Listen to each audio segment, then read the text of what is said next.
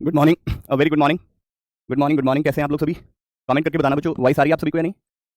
Hello, voice आ रही है आप सभी को? गुड मॉर्निंग जी, गुड मॉर्निंग। कैसे हैं आप लोग? गुड मॉर्निंग, नमस्कार, राधे राधे, राम राम आप सभी को। प्यारे दोस्त,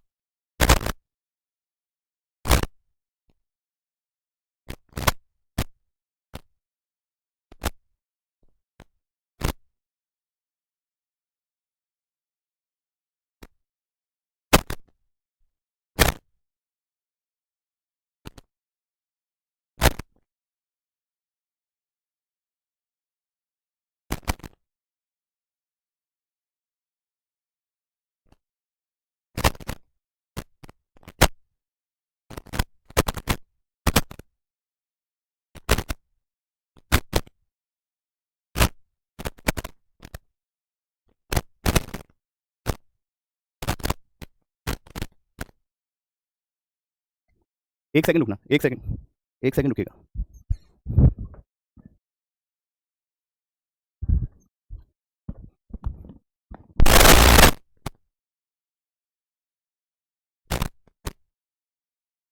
good morning, good morning, good morning. अभी आ रही है? अभी वॉइस आ रही है या नहीं? कमेंट करके बताइए, वॉइस आ रही है अभी सभी को या नहीं आ रही है? हाँ या ना? राधे राधे जी, राधे राधे। चलिए बताओ जरा, अभी वॉइस ठीक है? गुड मॉर्निंग बच्चों, गुड मॉर्निंग। देखिए, हमने अल्फान्यूमेरिक सीरीज डेमो में कराया था। आप सभी ने अगर नहीं देखा है तो पहले प्लीज सभी से आग्रह है, डायरेक्ट क्लास में जंप मत करिएगा, पहले अल्फान्यूमेरिक सीरीज के दोनों पार्ट देख लेना, क्योंकि आज हम जो डिस्कस कर रहे हैं वो तीसरा पार्ट डिस्कस कर रहे हैं। तीसरा पार्ट डिस्कस करने का सीधा सीधा सा मतलब ये है कि आपसे हम ये उम्मीद करेंगे कि आपने बेसिक वाला पार्ट आपने जरूर देख लिया होगा, क्योंकि पहले दो पार्ट हम अल्फान्यूमेरिक सीरीज के कर चुके हैं। अल्फान्यूमेरिक सीरीज के दो पार्ट हम कर चुके हैं पहले ही। वॉइस ओके है? सब कुछ ठीक है? कोई दिक्कत तो नहीं है? चलिए तो शुरू करते हैं बच्चों, आज के सेशन की शुरुआत करते हैं। प्यारे दोस्त, मैंने प्रॉपर सिलेबस डिस्कस कर दिया था, ठीक है? अगर आप दोबारा कहेंगे तो कल मैं दोबारा एक बार दिखा दूंगा। वैसे तो मैंने सिलेबस डेमो में दिखा ही दिया था। 3 डेमो हुए थे, 1 2 3। 2 डेमो में मैंने अल्फान्यूमेरिक सीरीज कराया था, ठीक है, और तीसरे डेमो में मैंने रैंकिंग कराया था। लेकिन सबसे पहले क्या है कि मुझे अल्फान्यूमेरिक सीरीज को करना है। पहले मुझे क्या है? अल्फान्यूमेरिक सीरीज को करना है, देन उसके बाद फिर रैंकिंग आपका जो है करेंगे, फिर उसके बाद आगे बढ़ेंगे। ठीक है जी बच्चों? मैं एक और सबसे बड़ी बात ध्यान से सुन लेना, मैं एक स्ट्रेटेजी वीडियो लेकर आऊंगा यूट्यूब पर, तो वो सभी को आपको देखनी होगी स्ट्रेटेजी वीडियो, ठीक है? स्ट्रेटेजी वीडियो देखनी होगी सभी को। अगर आप चाहते हैं कि तैयारी एक रिदम में चले तो स्ट्रेटेजी देखना बहुत जरूरी है। स्ट्रेटेजी में मैं ये बताऊंगा कि 5 से 6 महीने आप किस तरह से अपने आप को तैयार करें कि भाई बैंक में, यानी कि ग्रामीण बैंक में आपकी एक सीट पक्की हो जाए, राइट? उस चीज की स्ट्रेटेजी आपको बताई जाएगी प्रॉपर कि 5-6 महीने में अपने आप को किस तरह से आप प्रिपेयर करें, किस तरह से आप अपने आप को तैयार कर लें कि भाई आप जो है फिर कोई दिक्कत ना हो, राइट? ओके, चलिए, राइट। तो भाई आप सभी को मैंने बता ही दिया था, ये जो टॉपिक चल रहा है ना, अल्फान्यूमेरिक सीरीज, बिल्कुल बेसिक से बिल्कुल लेकर और एडवांस लेवल तक हम इसमें जो है डिस्कस करेंगे चीजों को।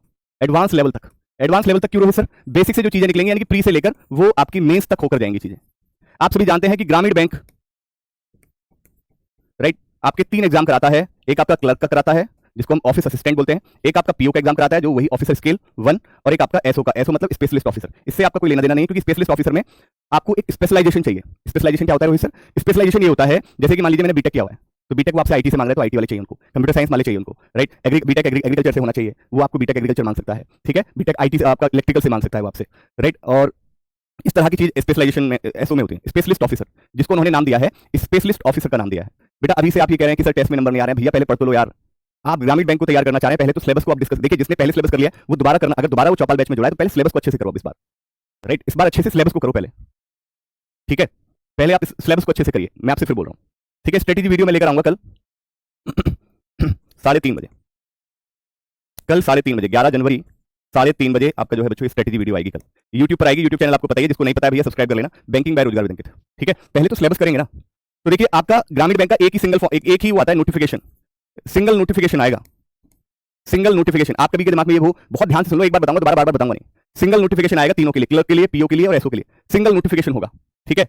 आपके दिमाग में बात आती है कि जब नोटिफिकेशन एक है तो क्या फॉर्म भी एक भरना पड़ेगा? नहीं, फॉर्म आपको तीनों के अलग अलग भरने पड़ेंगे। क्लर्क का अलग भरना पड़ेगा, पीओ का फॉर्म अलग भरना होगा और एसओ का अलग फॉर्म भरना होगा, ठीक है? यानी कि आपको 3 फॉर्म भरने पड़ेंगे, 3 फॉर्म, लेकिन सॉरी, आपको तो 2 ही भरने हैं। आपको सिर्फ 2 ही फॉर्म भरने हैं, एक क्लर्क का फॉर्म भरना पड़ेगा और एक आपका पीओ का फॉर्म भरना पड़ेगा। पीओ में 3 चरण होते हैं, 3 चरण, 3 फेज होते हैं। कौन कौन से सर? पहला प्री होता है, दूसरा मेंस होता है और तीसरा इंटरव्यू होता है, ठीक है जी, राइट? और क्लर्क में आपका 2 ही फेज होते हैं, एक तो प्री होता है और एक आपका मेंस होता है। ध्यान से सुन लेना, बार बार बताऊंगा नहीं, एप्लीकेशन पे मैं इस बात को बता रहा हूं, बहुत बड़ी बात है, ठीक है? लेकिन मैं बता दे रहा हूं फिर भी, क्योंकि अब से जो आपको चीजें मैं आगे लेकर चलूंगा वो एप्लीकेशन पर ही होंगे। एप्लीकेशन में बच्चा हो सकता है जिसने डेमो ना देखा हो सकता है, तो पहली बार देखा, तो ये क्लैरिटी लेकर चलना अपने दिमाग में कि आपको दोनों फॉर्म भरने होंगे। मर्जी है, मतलब जबरदस्ती कोई नहीं है। आप कहेंगे वैसे किसी बात की जबरदस्ती है क्या? हम तो एक ही भरेंगे, क्लर्क का ही भरेंगे, तो हाँ बाबा क्लर्क का भर लेना। कोई बच्चा कहेगा नहीं सर हम तो क्लर्क नहीं बनेंगे, हम तो पीओ बनेंगे, ऑफिसर बनेंगे, तो भैया तुम ऑफिसर बने। एक कहेगा नहीं सर मुझे तो बैंक में जाना है, चाहे मैं क्लर्क के थ्रू जाऊं, चाहे मैं पीओ के थ्रू जाऊं, मुझे एक सरकारी नौकरी चाहिए, मुझे सिर्फ एक सरकारी नौकरी चाहिए, चाहे वो क्लर्क के थ्रू हो, चाहे वो पीओ के थ्रू हो, तो वो दोनों फॉर्म भरेगा। राइट, हाँ जी हाँ जी, दोनों फॉर्म भर सकते हैं, कोई दिक्कत नहीं है। दोनों फॉर्म भरेंगे, दोनों की फीस अलग अलग जमा करनी होगी, दोनों की एग्जाम डेट अलग अलग है, सब कुछ अलग अलग है। भाई यहां आपको क्लर्क बनना है, यहां आपको पीओ।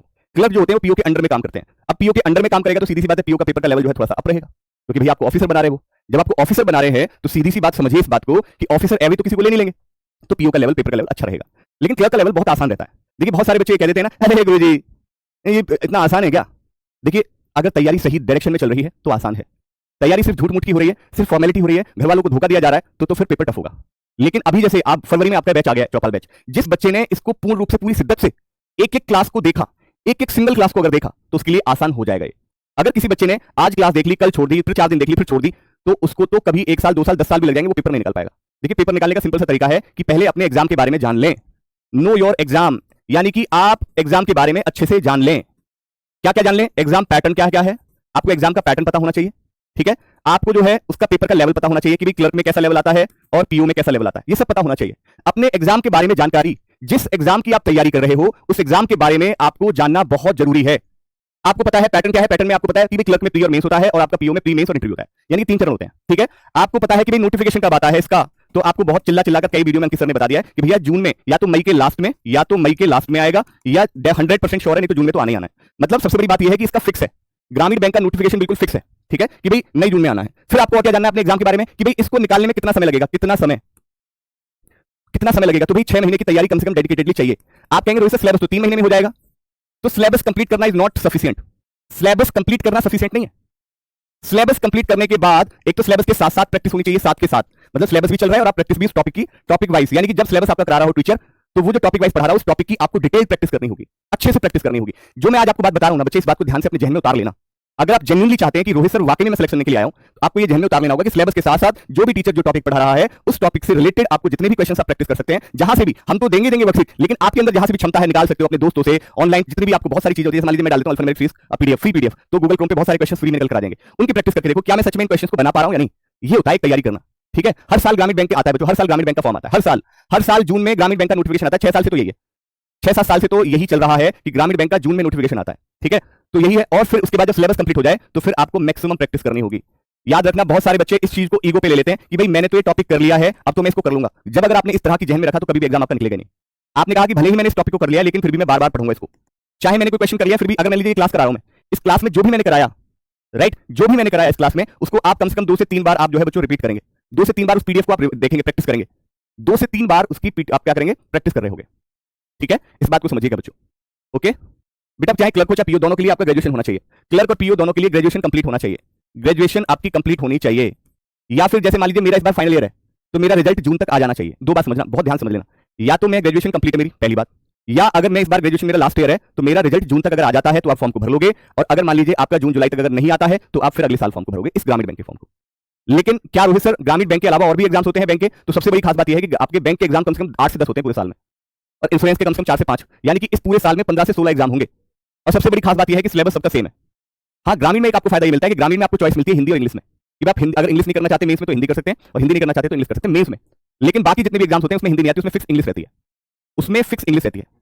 ठीक है बच्चों, चलिए प्रैक्टिस के लिए क्वेश्चंस बन गए हैं। अभी ऐसा था टेलीग्राम पे मैं शेयर कर रहा था लेकिन वो टेलीग्राम ग्रुप खुला नहीं था। मैं पता है पर्सनल से उसको कर रहा था, मैं पर्सनल से आपको प्रैक्टिस के क्वेश्चंस भेजने की कोशिश कर रहा था, लेकिन वो जाता था डिलीट हो जाता था, जाता था डिलीट हो जाता था। उन्होंने कहा कि सर एक दिन रुक जाइए, मंडे को टेलीग्राम ग्रुप खुल जाएगा, कोई भी इसमें मैसेज कर सकता है।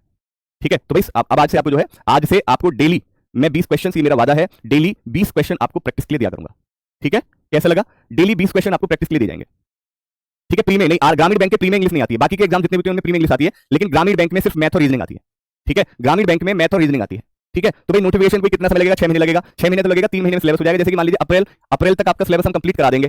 ठीक है, तो फिर मई, जून, जुलाई, ये 3 महीना दबा के प्रैक्टिस करना, 3 महीना दबा के प्रैक्टिस करना। कोई भी टॉपिक अगर कमजोर हो तो उसको स्ट्रॉन्ग करना, ये काम रहेगा आपको। अगर जेन्युइनली आप चाहते हैं कि भी सिलेक्शन मिले, अगर ऐसी फॉर्मेलिटी करना चाह रहे हैं तो फिर करते रहिए, जो भी आपको करना है। बेटा कमेंट में देख तो सकता हूं सबके, पता इतना 1000 बच्चा देख रहा है, मैं कैसे कमेंट इतनी तेज देखूंगा?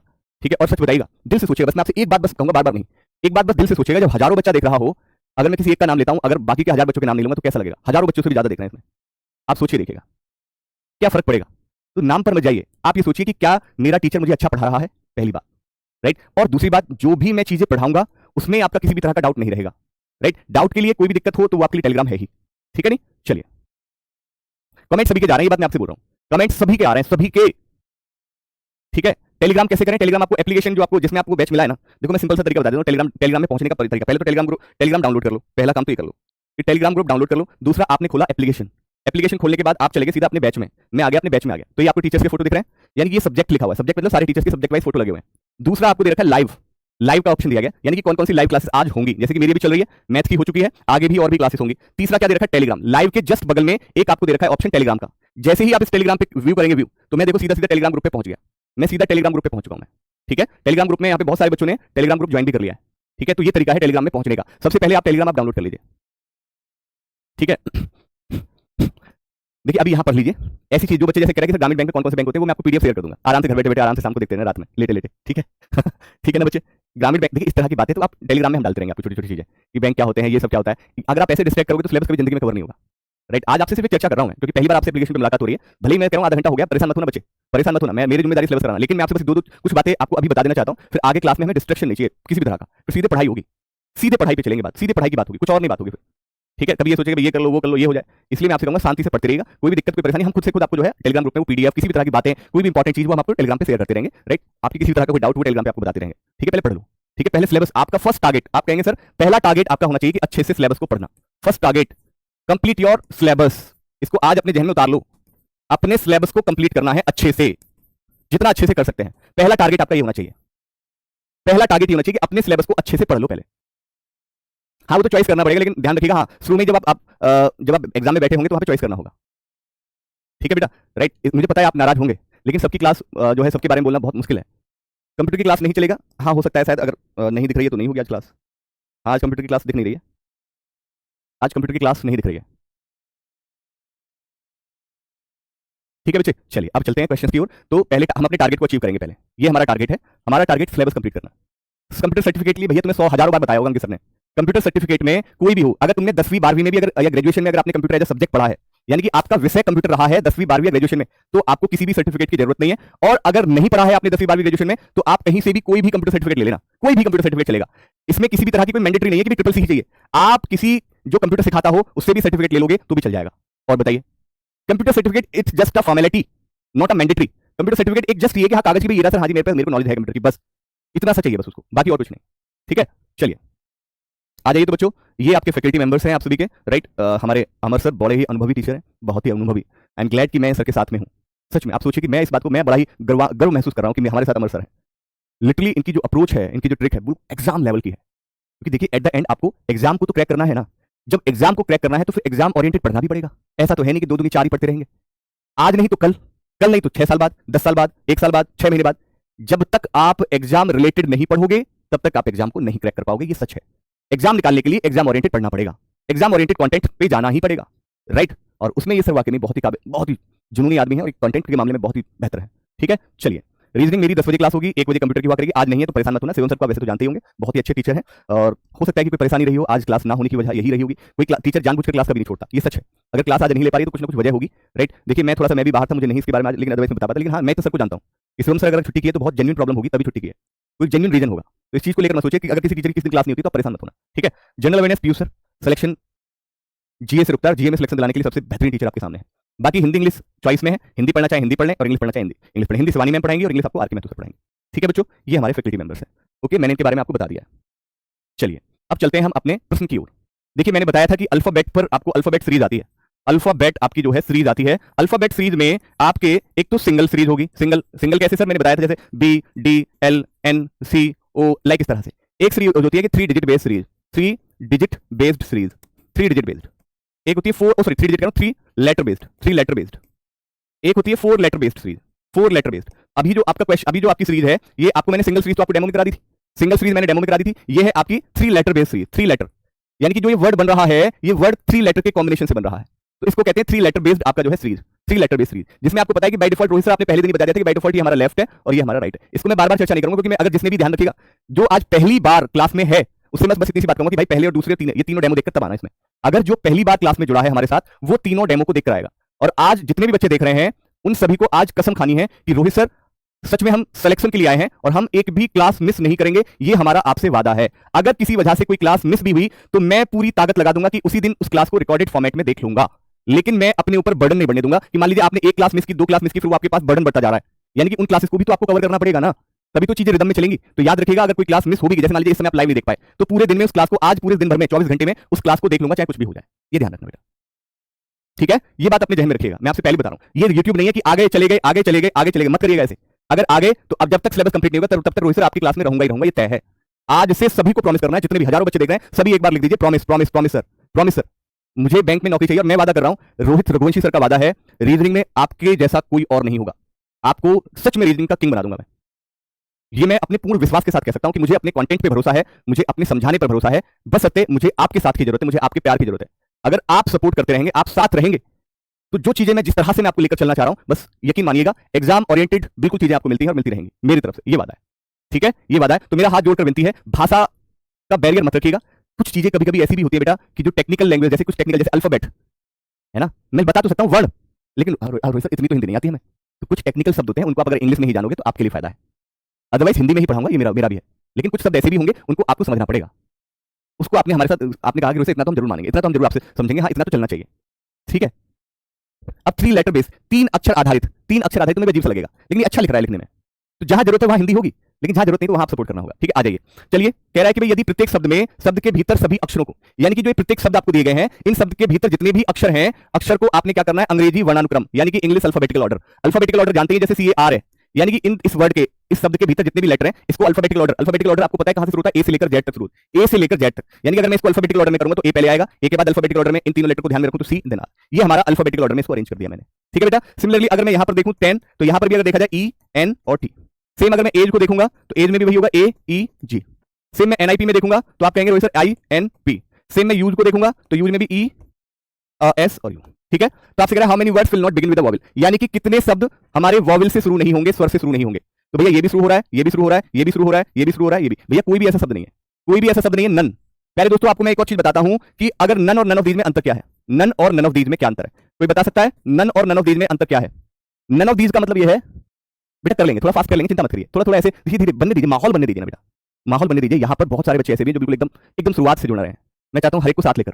तुम्हारे लिए फायदा ये है, सिलेबस की जिम्मेदारी मेरी है, राइट? सिलेबस मैं अपने समय पर कराऊंगा, लेकिन तुम्हें तो यहाँ से फायदा कि तुम्हें कितना, तुम्हें अगर क्लियर है ना चीज और तुम्हें इतना अंदर घुस के मिल रही है, कितना एक्सट्रीम क्लैरिटी होगी, कितना एक्सट्रीम क्लैरिटी होगी बच्चों, राइट? हाँ ठीक है, मैं ठीक है, चलिए। नन ऑफ दीज मतलब विकल्प में उसका उत्तर नहीं है, विकल्प में उसका उत्तर नहीं है, उत्तर नहीं है, नन ऑफ दीज का मतलब ये है, ठीक है? और नन का मतलब होता है जीरो, जीरो मतलब कोई भी नहीं है भाई, कोई नहीं, कोई है ही नहीं।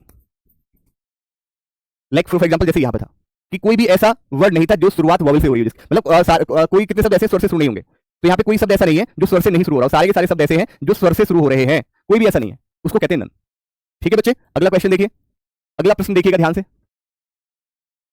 हाँ एग्जैक्टली,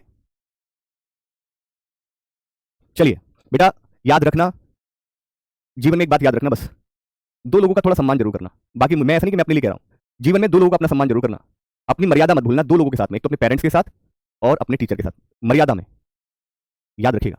लिमिट्स आपको पता होनी चाहिए कि पेरेंट्स के साथ किस कदर हमें रहना है और टीचर के साथ भी। जो दिल में इज्जत, जो सम्मान पेरेंट्स के लिए होता है, उतना सम्मान आपका गुरु के लिए भी। भले ही पेरेंट्स आपको जन्म देते हैं, लेकिन गुरु आपके जीवन को बनाता है, आपके भविष्य का निर्माण करता कहलाता है एक गुरु। अगर आप इस भरोसे से अगर आप मेरे साथ जुड़े हैं तो वो मर्यादा प्लीज मत भूलिएगा। आज का ये कलयुग जो है ये सिर्फ सेल्फिश से भरा पड़ा है, अपना काम बन जाए बात खत्म। लेकिन प्यारे दोस्त, इसके पीछे भी बहुत चीजें होती हैं। एक टीचर अपनी ताकत लगा देता है सिर्फ एक चीज सुनने के लिए कि बच्चा आएगा मेरे पास और कहेगा गुरुजी मैं सफल हो गया। सिर्फ टीचर का कोई और मोटिव नहीं है। आप कहेंगे अरे रोहित सर आप तो तनख्वाह के लिए कर, अरे वो एक अलग चीज है, वो एक अलग चीज है, ठीक है? हर कोई व्यक्ति अपने अपने कहीं ना कहीं अपनी पारिवारिक स्थिति को सही करने के लिए, परिवार चलाने के लिए ये सब करता है। लेकिन एक टीचर जो है अपने परिवार के साथ साथ अपने जो स्टूडेंट्स हैं उनको भी उतना ही प्यार करता है जितने अपने परिवारजनों को करता है। वो जितना वो चाहता है कि मेरा परिवार सुखी रहे, उतना वो बच्चे से भी वो लगाव रखता है कि मेरा बच्चा भी कामयाब हो। एक टीचर ये कैसा होता है जो कहीं ना कहीं अपनी फैमिली को भी देखता है और अपने स्टूडेंट्स को भी उतना ही उस नजर से देखता है कि जिस तरह अपने फैमिली को प्यार कर रहा है उस तरह से उनको भी, ठीक है? ये बात ध्यान रखना बेटा। मैं बिल्कुल साइड हो जाऊंगा, लीजिए लीजिए, मैं साइड हो जाऊंगा बस। ये बात, अब मैं इसके बाद दोबारा कभी मैं दोबारा नहीं बोलूंगा आपसे, कभी भी इस चीज के लिए मैं कभी दोबारा नहीं टूकूंगा आपसे। बस एक बात याद रखना कि रोहित सर ने एक बात कही थी कि हमें अपनी लिमिट्स नहीं भूलनी, कि हम टीचर से पढ़ रहे हैं, हम किसी बच्चे से नहीं पढ़ रहे हैं, ठीक है? आपको लगता होगा कि चेहरा मेरा बच्चा जैसा है, लेकिन प्यारे दोस्त अगर आप सोचें जिस समय आप सिर्फ कंचे क्रिकेट खेल रहे थे ना छोटे छोटे, उस समय से मैं पढ़ा रहा हूँ 2012 से, यानी कि मुझे 12 साल से भी ज्यादा पढ़ाते पढ़ाते हो गया बच्चों को। ये चेहरा लग रहा होगा, और ऐसा नहीं कि तुम सोचो कि कोई ट्यूशन के बच्चों को पढ़ा रहा है 7वीं 8वीं, नहीं। 2012 में मैंने बीटेक के बच्चों को पढ़ाया, बीटेक के स्टूडेंट्स को यूनिवर्सिटी में 5 साल मैंने यूनिवर्सिटी में पढ़ाया हुआ है, और 2017 से लेकर 2025 तक मैं कॉम्पिटिटिव एग्जाम्स की तैयारी कर रहा हूँ बच्चों को। ये मेरा एक लंबा अनुभव रहा है। आप किसी भी चीज की नहीं तो इस चीज को ध्यान में रखना कि हाँ ये जो टीचर आपके साथ है कोई बच्चा नहीं है। ये 12-13 साल से अगर कोई टीचर पढ़ा रहा है तो कोई बच्चा तो नहीं होगा। ठीक है, आइए कह रहा है कि जो if the given words are arranged in the order as they would appear in dictionary from left to right, which of the following will be fourth from the left hand. यानी कि कहा गया है कि भी जितने भी शब्द आपको दिए गए हैं उस शब्दों को इस क्रम में व्यवस्थित करना है कि बाएं से दाएं एक शब्द कोष में दिखाई देंगे। यानी कि जितने भी शब्द आपको दे रखे हैं, जितने भी वर्ड्स आपको दिए गए हैं, इन सभी वर्ड्स को आपने डिक्शनरी ऑर्डर, डिक्शनरी भी जब शुरू होती है वो आपका अल्फाबेटिकल ऑर्डर के अकॉर्डिंग काम करती है। कभी भी आप डिक्शनरी खोल के देख लेना, डिक्शनरी को जब आप खोलेंगे तो उसमें ऐसा नहीं होगा कि वाई से शुरू हो रहा है या एक्स से शुरू हो रहा है, डिक्शनरी भी आपकी अल्फाबेट से ए से शुरू होगी। तो यहां भी सभी वर्ड्स को डिक्शनरी ऑर्डर में अरेंज करोगे, कहां से कहां तक आपको पता है, आपको बताना है कि लेफ्ट से राइट, बाएं से दाएं आपको अरेंज करना है, बाएं से दाएं। आपको पता है, रोहित सर ने आपको समझाया कि बायां ये होता है और दायां ये होता है। तो अगर डिक्शनरी में देखा जाए तो सबसे पहले ए आएगा, बी है नहीं तो सी आएगा, सी के बाद आपने देखा क्या आना चाहिए और एन आना चाहिए, देन आपका टी आना चाहिए, देन आपका यू आना चाहिए। डिक्शनरी ऑर्डर के अकॉर्डिंग इन लेटर्स को आप देख लीजिए। ठीक है, तो आपसे पूछा है कि बताइए बाएं से चौथा, लेफ्ट से फोर्थ, बाएं से पहला, बाएं से दूसरा, बाएं से तीसरा, बाएं से चौथा, यानी कि 10 मतलब सी विकल्प आपका राइट है, सी विकल्प आपका राइट है। समझ आ रही बात? अगला प्रश्न देखिए, अगला प्रश्न देखिएगा, ध्यान से देखिएगा बच्चे, मैं बिल्कुल अलग हो गया हूं, लीजिए बिल्कुल साइड हो गया हूं। आपकी यही शिकायत रहती है कि साइड नहीं होते, मैं बिल्कुल साइड हो गया हूं बेटा। थोड़ा सा अपलोड होने में टाइम लगता है, तो अपलोड होते ही जैसे आपको दिखने लग जाएगी। सदैव याद रखना, जैसे मान लीजिए मेरी क्लास कंप्लीट हुई, तो मेरी क्लास कंप्लीट होने के बाद उसको प्रोसेस होने में टाइम लगता है, तो इसलिए स्लो नहीं होती। तो आधा 1 घंटे का टाइम दीजिएगा, वो क्लास आपको दिख जाएगी। ठीक है, आधा 1 घंटे का टाइम दीजिएगा।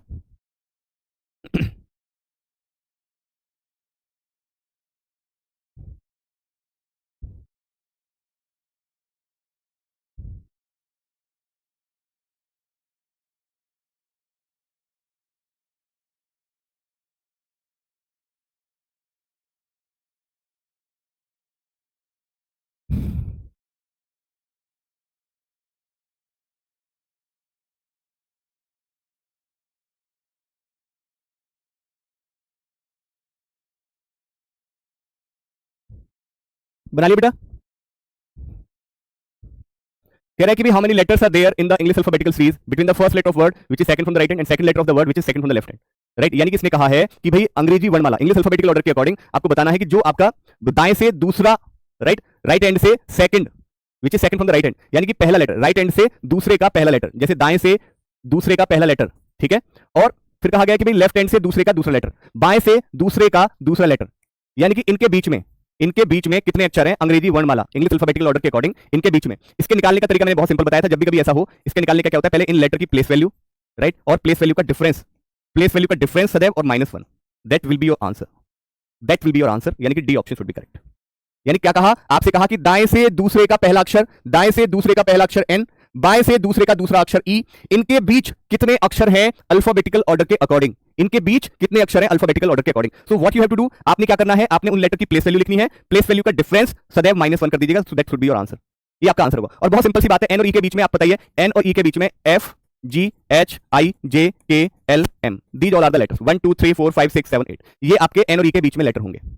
ई और एन कह दो, एन और ई कह दो, ई और एन के बीच में लेटर होंगे 8। ठीक है, अगला प्रश्न देखिए, इस प्रश्न को देखिए जरा ध्यान से देखिएगा।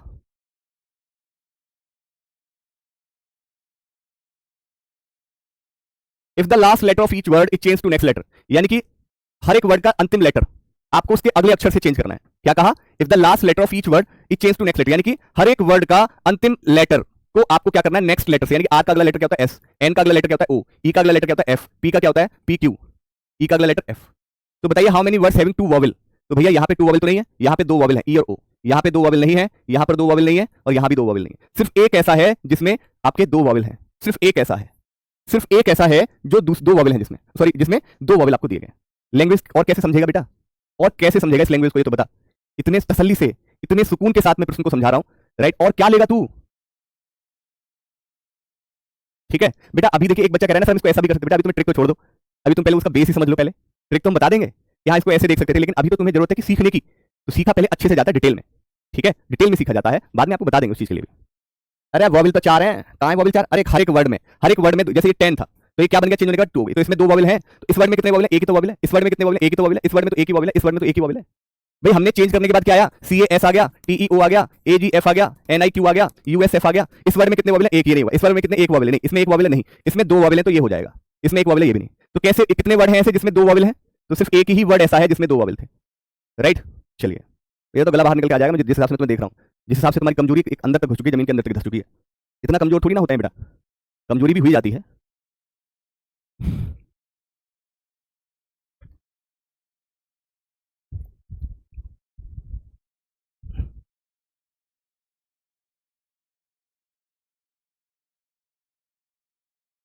बेटा जयदीप मेरे बच्चे, अगर हमने अरेंज कर दिया तो दिक्कत क्या होगी ये बता दे बस। अगर हमने अरेंज कर भी दिया तो क्या दिक्कत हो गई, दिक्कत बताइए ना।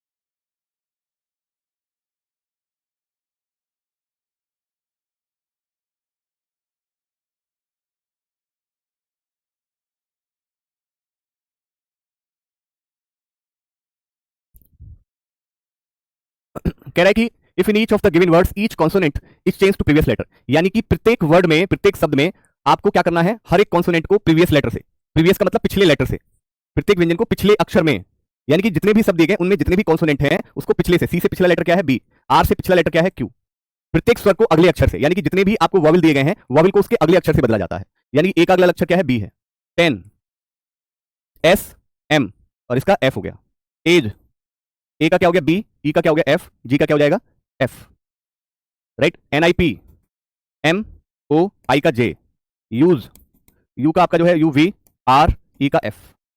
तो कह रहा है कि बताइए how many words thus form will have no vowel, यानी कितने शब्द ऐसे हैं जिसमें कोई स्वर नहीं है, इसमें नहीं है, इसमें नहीं है, इसमें नहीं है, इसमें है, इसमें नहीं है, यानी कि चार ऐसे वर्ड हैं जिसमें कोई वॉवल नहीं है, चार ऐसे शब्द हैं जिसमें कोई वॉवल नहीं है, चार ऐसे शब्द हैं जिसमें कोई वॉवल है ही नहीं, चार ऐसे शब्द हैं जिसमें वॉवल है ही नहीं। समझ आई बात सभी को, समझ आ रही बात। चलिए अगला देखिएगा, अगला फिर एक और जो है बच्चों यहां पर दे रखा है, ध्यान से देखिएगा और बनाने का प्रयास करिएगा। मैं बिल्कुल अलग हो गया हूं क्योंकि आपकी शिकायत सबसे ज्यादा यही थी कि रोहित सर आप अलग नहीं हटते हैं।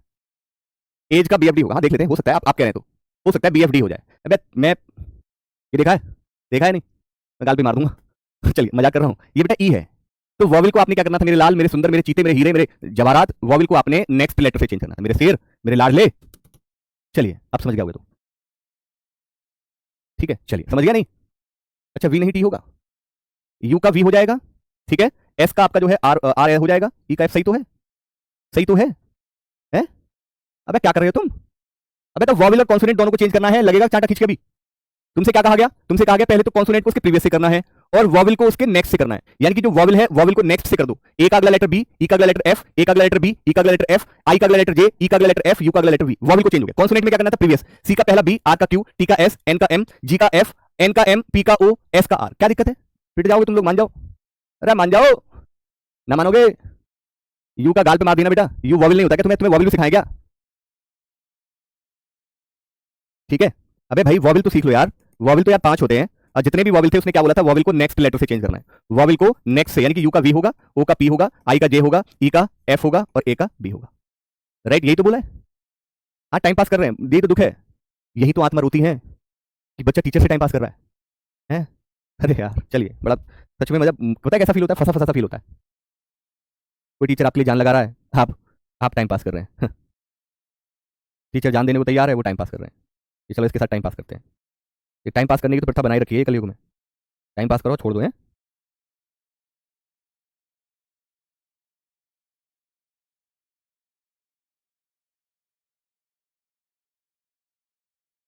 चलिए देखिए आइए,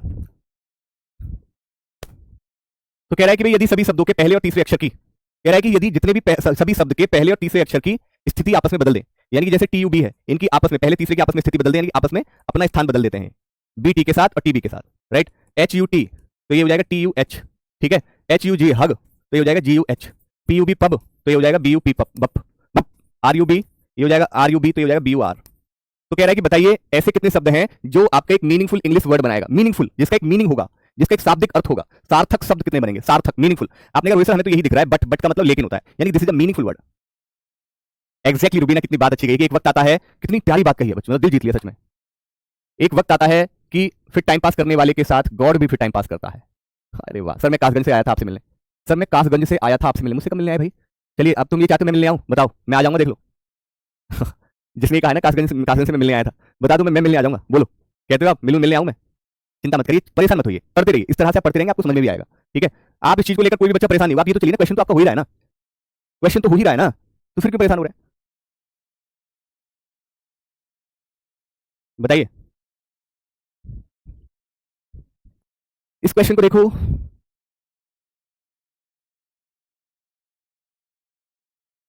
कह रहा है कि how many letters are there between third letter of the word which is second from the left hand and the first letter of the word which is second from the right hand as पर वही question आ गया कि भाई आपको बताना है कि उन लेटर्स के बीच में कितने लेटर होंगे अल्फाबेटिकल ऑर्डर के अकॉर्डिंग, किसके बीच में आपको बताना है शब्द के तीसरे अक्षर जो बाएं छोर से दूसरा, बाएं छोर से दूसरे का तीसरा अक्षर क्या है, एन। ठीक है, राइट। अरे यार एक सेकंड रुकना भाई, एक सेकंड, ये तो हो गया भैया, ये वाला तो हो गया, एक सेकंड इसको रहने देना, ये वाले तो हो गए बच्चों, ये वाला तो हो ही गया आपका, ये वाला क्वेश्चन तो हो ही गया भाई, ये वाले क्वेश्चन तो हो ही गए। ठीक है, ये वाला क्वेश्चन तो हो गया था, ओके, ये वाला क्वेश्चन हमने कर लिया था, ये वाला मैं भी तो कह रहा था ये कैसे आ गया दोबारा, वो क्वेश्चन हमारा हो गया था। ठीक है, अब इसको देखो। ठीक है, तो आज के लिए फिर इतने रखते हैं, हाँ वो हटा दिया मैंने, चिंता मत करिए, अगर कुछ लगेगा तो हट जाए, गलती से अगर आ गया दोबारा तो क्या हमने दोबारा कराया तो नहीं, देखिए मेमोरी हटा दिया हमने तुरंत के तुरंत, भाई नहीं भी हमने कर लिया, हम दोबारा जब कर लिया तो चलिए। ठीक है, तो मैंने हटा दिया, ये क्वेश्चन मैं आपको दे रहा हूँ घर के लिए, इसमें भी मीनिंगफुली वर्ड बनाना है, बताना है आपको, राइट, इसमें भी मीनिंगफुल वर्ड बनाना है आपको।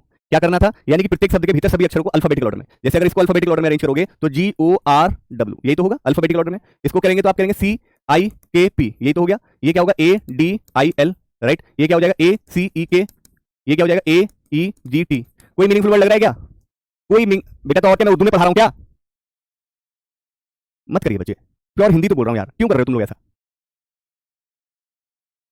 समझ नहीं आता यार, प्योर हिंदी। तो कितने सिंपल शब्दों में बता रहा है, कितने सिंपल शब्दों में बोला है कि प्रत्येक शब्द जितने भी आपको दिए गए इसको वर्णानुक्रम, तुमसे वर्णानुक्रम बोलो, अल्फाबेटिकल ऑर्डर अब तक नहीं ध्यान में हो सकता तुम्हारे, अल्फाबेटिकल ऑर्डर में आपको इनको अरेंज करना है, और अल्फाबेटिकल ऑर्डर में अरेंज करने के बाद आपको बताना है कितने मीनिंगफुल वर्ड बनेंगे, कितने मीनिंगफुल वर्ड, शाब्दिक अर्थ बनेंगे, यानी जिसका एक अर्थपूर्ण हो जो, राइट। कोई भी एक वर्ड बन रहा है इसमें तो बताइए, कोई भी एक मीनिंगफुल वर्ड बन रहा है तो बताओ, बन रहा है क्या, नन, कोई भी मीनिंगफुल वर्ड नहीं बनेगा, कोई भी मीनिंगफुल वर्ड इसमें नहीं बनेगा, बन रहा है तो बताइए हमें,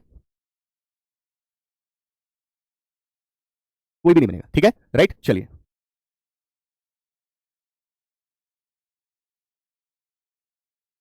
ठीक है बेटे, इसको बताना आप, इस क्वेश्चन का जवाब देना आप सभी के सभी। ठीक है, इस क्वेश्चन का आंसर करना, ये होमवर्क क्वेश्चन है आप सभी के लिए, ये आप आराम से बना लेना बच्चे, कोई दिक्कत नहीं, अब कल से हम इनको देखेंगे नहीं, राइट। आज मैं यही समझना चाह रहा था कि बच्चे कितने सपोर्टिव हैं, समझ में तो आ रहा है धीरे धीरे, देखिए आप समझेंगे ना, आप हमें समझो, आप हम भी तो आपको समझेंगे ना, क्या मैं आपको एक पल में समझाऊंगा क्या, देखिए थोड़ा अभी एक दो दिन मुझे लगेगा, मुझे रिदम बनाने में प्लीज समय देना बच्चों, मेरा सभी सागर है, मुझे रिदम बनाने में समय चाहिए, थोड़ा सा समय चाहिए, जिससे कि मैं थोड़ा एक बार आपको भी धीरे धीरे जान लूं। तो जो बच्चे इसमें जेन्युइन पढ़ने वाले हैं ना, वो प्लीज पेशेंस रखिएगा, रोहित सर आपकी स्पीड पर तक पहुंचेंगे, लेकिन बस मुझे ये थोड़ा सा एक दो दिन का समय दे दीजिए, जिससे मुझे ये पता लग जाए कि इसमें कितने बच्चे सिर्फ टाइम पास कर रहे हैं और कितने बच्चे पढ़ रहे हैं, और ये मैं पता लगा लूंगा 2-3 दिन में, फिर आप देखिएगा फिर मेरी रफ्तार कैसे बढ़ती है, क्योंकि फिर मुझे फर्क नहीं पड़ेगा, राइट। ठीक है बच्चों, चलिए ठीक है ना, तो कल हम डिस्कस करेंगे, आगे की चीजों को हम डिस्कस करेंगे, डोंट वरी, प्लीज इस चीज को अपने ध्यान में मत रखिएगा, हम बहुत आराम से भी चलेंगे, बहुत तेजी से भी चलेंगे, जहां तेज चलना होगा वहां तेजी से चला जाएगा, जहां धीमे चलना होगा धीमे से चला जाएगा। ठीक है, okay, so don't worry about it, आप बस साथ रहिए, आप सपोर्ट रखिएगा, बाकी आप चिंता ना करें। ठीक है, धन्यवाद, बहुत बहुत शुक्रिया, नमस्कार, ख्याल रखिए, खुश रहिए, thank you so much, bye.